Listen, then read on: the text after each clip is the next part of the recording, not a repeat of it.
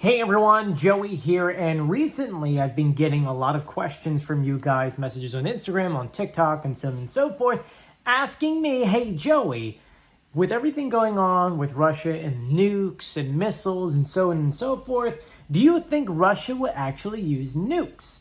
And so I figured I would sit down and just kind of tell you my point of view and what we've been seeing so far, because the answer is yes and no. You see, tactical nukes are things that can be used during war but are frowned upon. Using regular nukes on areas with civilians is not okay, and Russia probably wouldn't do something like that. But there's a lot of things that kind of go into this war in particular. Let's take a step back and say that in the past few weeks, many different countries have been on high alert when it comes to nuclear weapons, mostly because Putin has threatened these kind of things in the past 8 months. Will he use it? Will he won't use it? Regardless, every single country needs to be ready to go, gosh forbid, something like this happens. And the U.S. hasn't been quiet about their nuclear capabilities.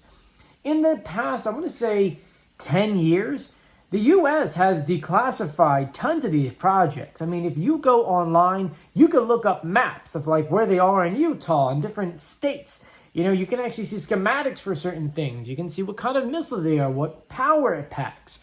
And the U.S. government does this purposely. Did you know that? They do that because we live in a world where a real nuke hasn't been fired and used since the U.S. in World War II. And because, many people aren't alive from them, they don't know the power that these nukes have. So the U.S. uses the advantage of, let me show you the scary stuff we have to scare you to never using this stuff. But Russia, on the other hand, has also not been withholding information when it comes to their nukes. Through the Cold War, they made sure everyone knew they had them. Even now, how many nuclear submarines with nuclear capabilities they always tout, even though most of them are very outdated from the Soviet Union and are falling apart. Which kind of brings us to what is going on right now. You see, Belarus for the past X amount of, I want to say maybe 2 months, have been staying further away from the war than usual, because in the beginning they were kind of like full force, like, we're helping Russia. We're not really, but we are, but we're not, but we are. Lukashenko, who's their dictator at this point, has kind of stepped back, but is still allowing Russia to use their land and their military bases. One of them in particular is the one in Brest, which is, I want to say maybe like 100 kilometers from my family's house. And Russia in the past 3 weeks brought over 7,000 to 9,000 troops, transporters. They brought in different kinds of attack drones, which are the Iranian drones, and cruise missiles, aircraft, tanks, and the scariest of them all, ballistic missiles. And you're probably saying to yourself, oh my gosh, I can't believe they would bring in ballistic missiles. And well, I mean, they've already used them during this war, but never from the Belarus side, at least on the western side of the country where they're currently located. While all this is going on, we still have these threats of a dirty bomb that Russia is claiming that Ukraine could potentially do, even though it's really the other way around. We saw what happened with their Black Sea fleets and Russia, trying to put the blame on one person and then kind of blaming other people. It kind of got really, really, really strange. And so it brings me to my point of what I'm going to say next. And for some reason, this has not really been reported on much lately. USS Ford is a super carrier.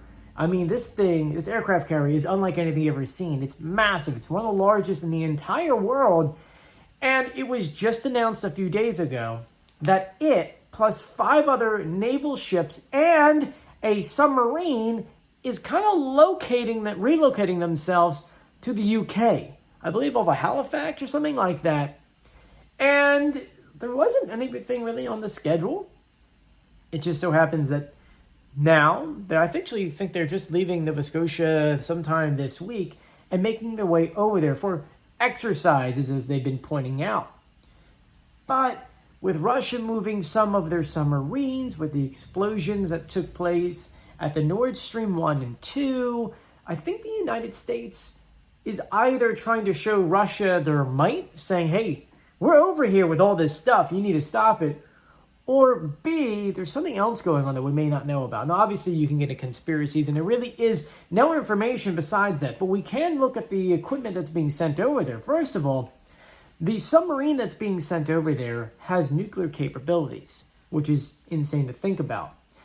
If you have to stop and say to yourself, ballistic missiles that Russia has can go 300 kilometers, while the U.S., even though they have bases in Turkey and Germany and other areas, it may be better for them to have their own base that can travel a little bit more into certain seas and areas, especially if Finland recently said that they would put nuclear weapons on their border with Russia if the U.S. said so when it comes to their NATO membership. So it adds up to a lot of interesting things taking place because we don't know what kind of equipment's being sent over to the UK. Is that coming to Ukraine? Are other things happening? No one really knows at this time. So in a way, there's a lot that's going on with absolutely no answers. And I feel like it's one of those things which we'll probably find out months down the line that the reason why they did X, Y, and Z was for this or for this attack, or maybe even something in the future we just don't know about. So back to the main question. Do I think Russia would ever use nukes? With the United States bringing over a nuclear-capable submarine and a supercarrier that can take these massive planes with tons of weapons and aim them in certain areas, the answer to that is no. I don't think Russia would. I think that by the time they get one nuclear weapon up, the rest of the world that has nuclear capability would be up in arms, ready to go. And many of times, the U.S. says if you attack, Zaporizhia, or if you attack with a nuclear weapon, or if you do this or you do that, we will fully come in. And if you go back to the negotiations at this point, even I think was the president of Germany said, Ukraine, it wasn't. It was Macron said it's only Ukraine that can decide a peace offer because Russia has been asking for peace for, it seems like, at least 3 weeks now. And Ukraine said after, Bucha, they said, nah, not anymore. We want back what's ours. So until Russia agrees to a full-blown, you're taking Crimea back, you're taking back Donetsk, Luhansk, all these areas, there isn't going to be peace anytime soon, but I also don't think Russia is stupid enough to use nukes. Anyway, so there you guys go. I just wanted to give you a little bit of information. Hopefully I answered some of your questions. If you have any other questions, let me know in the comment section and maybe we can make another longer video like this. Anyway, I'm Joey. Please stay safe and sound and subscribe for more news. See you later. Bye.